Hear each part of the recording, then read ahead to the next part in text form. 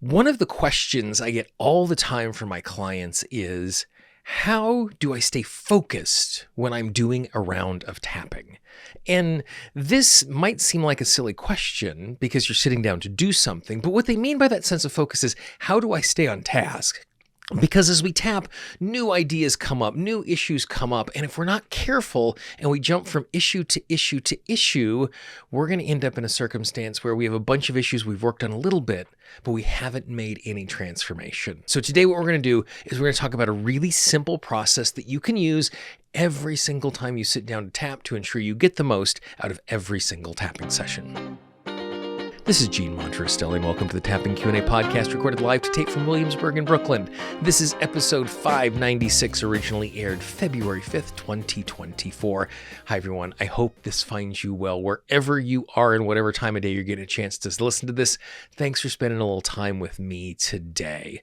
Today, we're going to talk about how do we get more out of each tapping session, because if we are not focused as we are engaged with something, we can end up in a circumstance where we've done a little bit of work. It's kind of like if I was in a circumstance where I was jumping from issue to issue to issue, it would be like if I was trying to build a bunch of houses and I had a bunch of houses that were only 40% built. I can't actually move into that house. When we're doing transformation, we want to clear something thoroughly, and so we want to make sure we stay on track when we are doing our tapping.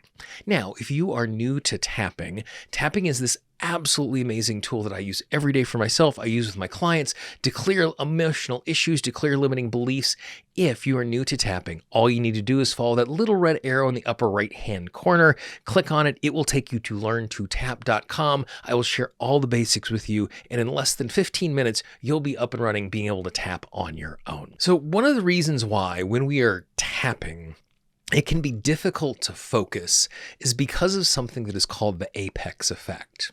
And what the apex effect is we bring our attention to whatever is at the apex, or the topmost point of the pain we are experiencing. So let me give you an example in physical, tangible terms so you can see how it happened in emotional terms as well. So let's say I sit down and I have a pain in my shoulder, a pain in my hip, and a pain in my knee. And the pain in my shoulder is a 7, the pain in my hip is a 5, and the pain in my knee is a 3 in intensity. And so since the 7 in my shoulder is the thing that is the strongest, it's the thing I'm going to work on. And as I do work on that shoulder, as I stretch, as I do tapping, as I do whatever, and that pain goes down, all of a sudden that pain in the shoulder is now a 4, which is less than the pain in my hip.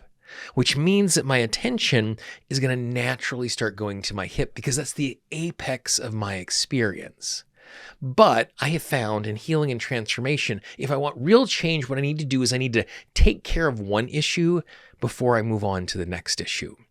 And so the way that we can combat that is creating a little focus to our work. Now, the exact same thing is true when we are working on an issue. I could be worried about putting myself out there for work, and I do some tapping on that.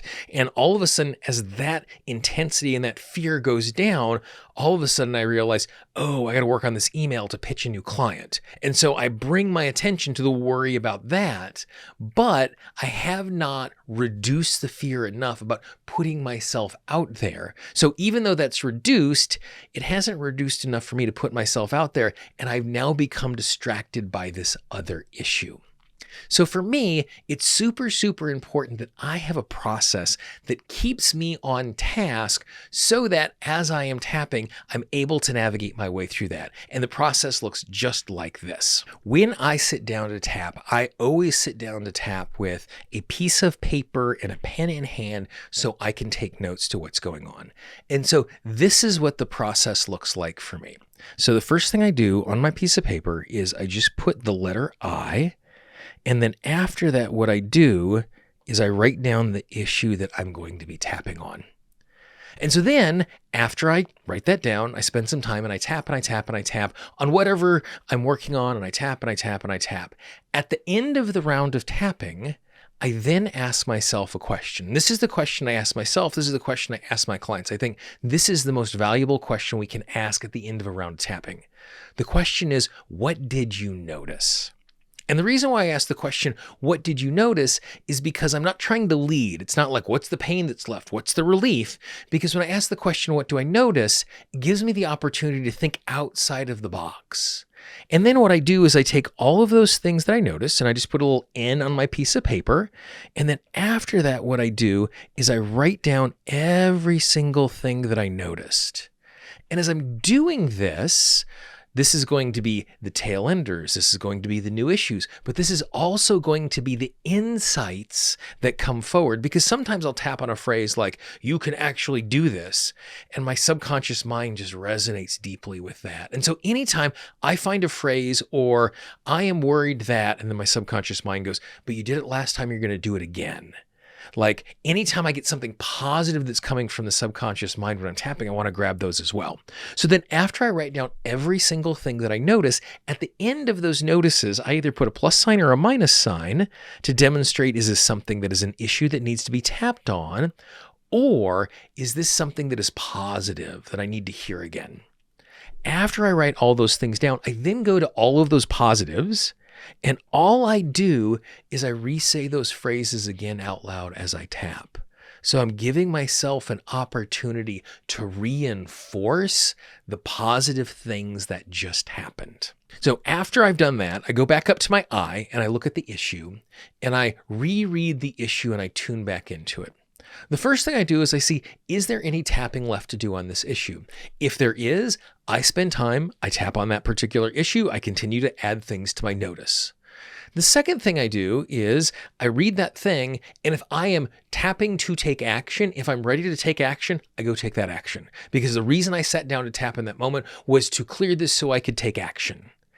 If after looking at that particular issue and I'm not going to take action, I then go to my tail enders and I go through the exact same process and I pick one of those tail enders, and that tail ender becomes my new issue. And I write that tail ender down and I go through the process again. I write down what I've noticed and what I've done. So by going through this process, what it ensures that I do is it ensures that I stay on track. So by writing the issue down, I'm keeping myself focused and engaged with what is in front of me. I tap through, I gather all of the information that's come from it. I take the positive stuff, I reinforce it. I go back, I check in on the issue. If it's still there, I keep tapping. If not, I decide what the next step is. But you can see by working in this little bitty stepwise way, what it does is it ensures that I'm not jumping from issue to issue to issue. It really is that simple. The next time you sit down to tap, take a pencil, write down the letter I, write the issue down, do some tapping, write down the letter N, write what comes up, and this will keep you on track. And if you do this, you're going to find that each round of tapping you do is more effective because you're going to be clearing an issue to the point where you're able to take action and live the way that you want. And the bonus of that is because the tapping is so useful, you're going to come back to it again, and you're going to come back to it again, and you're actually going to tap more often because the tapping you are doing is more effective. So it really is that simple. If you know someone in your life who would enjoy a little process like that, pass it along. It'll make their day a little bit better. And as you look on the screen right now, we have a bunch more playlists with tools that you can tap on right now so you can get even more out of your tapping. Until next time, I'll talk to you real soon. Bye-bye.